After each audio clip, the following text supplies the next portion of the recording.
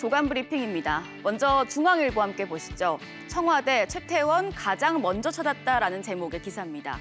어제 이호승 청와대 정책실장이 대한상공회의소를 방문해 최태원 회장과 면담했습니다.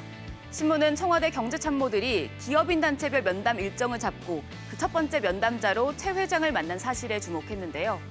경영계에선 앞으로 기업과의 일후 연락 창구로 대한상의를 이끄는 최 회장을 접촉할 것이란 관측이 많습니다.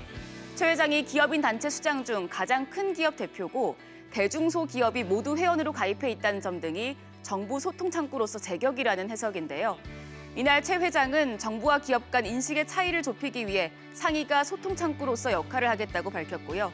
이 실장도 상의와 정부가 경제 이슈에 집중해 수시로 대화하자고 답했습니다. 두 번째 기사는 조선일보입니다. 네이버가 인도네시아 최대 종합 미디어 기업 엠텍에 1억 5천만 달러, 우리 돈 약 1,700억 원의 대규모 투자를 단행했습니다. 인도네시아는 네이버가 진출한 해외 거점 국가 중 하나인데요. 네이버는 현지 유력 파트너와 협력해 인도네시아를 비롯한 동남아 지역에 새로운 성장 기회를 발굴, 모색하겠다는 전략입니다. 인도네시아 시가총액 9위를 차지하고 있는 엠텍은 온라인 동영상 서비스를 비롯해 전국 1, 2위 공중파 채널을 보유하고 있고 오리지널 콘텐츠 제작과 유통 사업도 하는데요. 네이버는 이번 투자로 엠텍의 포털이나 동영상 플랫폼에서 자사의 웹툰과 동영상 콘텐츠를 유통하는 것이 가능해졌습니다. 계속해서 세 번째 기사는 매일경제신문입니다. 지난해 국내 은행 점포가 총 6,405개로 전년 말보다 304개 줄어들었습니다. 매일경제신문이 분석한 결과 지난해 은행들은 소득이 상대적으로 낮은 시도 지역에서 점포를 많이 줄인 것으로 나타났습니다. 점포 폐쇄 요인 중 지역 내 상권이나 경제성 변화가 중요한 요소이기 때문인데요. 지역별로 살펴보면 은행 점포 감소율이 큰 곳은 인천과 대전, 부산 순이었고 이들 지역은 1인당 지역 내 총생산, GRDP가 상대적으로 낮다는 게 공통점이었습니다. 한편 디지털 활용도가 높은 대도시에서도 점포 감소 비율이 상대적으로 높았는데요. 광역시는 고령화율이 농촌 지역보다 낮아 디지털 금융의 접근이 원활하다는 점이 영향을 준 것으로 보입니다.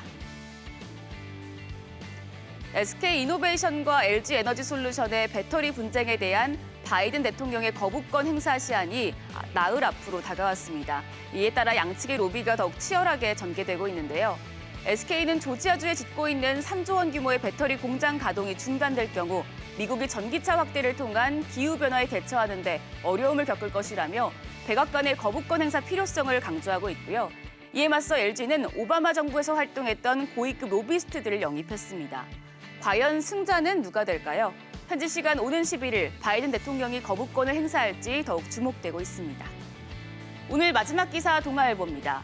최근 코스피가 3,100선에서 박스권 장세를 보이는 가운데 우선주들이 별다른 호재 없이 치솟는 현상을 보이고 있습니다.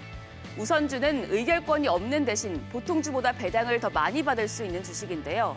하나투자증권 우선주가 최근 일주일 새 288% 폭등을 했고요.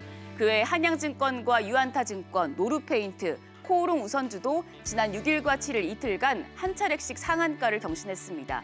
대부분 실적 개선이나 인수합병설 등이 호재로 작용했지만 상한가 근거로는 부족하다는 해석이 지배적인데요.